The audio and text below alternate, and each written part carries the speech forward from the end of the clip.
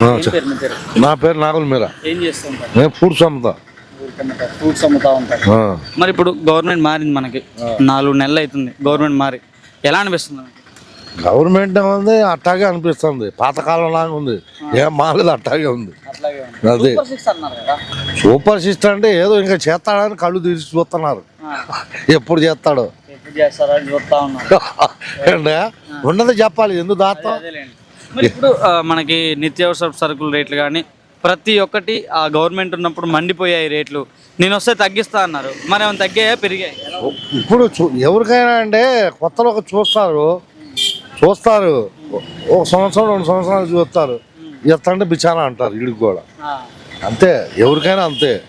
ఇంకా అవలేదుగా, ఇప్పుడు నెల 6 నెలలే అవుతుంది, సంవత్సరం కూడా అవలేదుగా.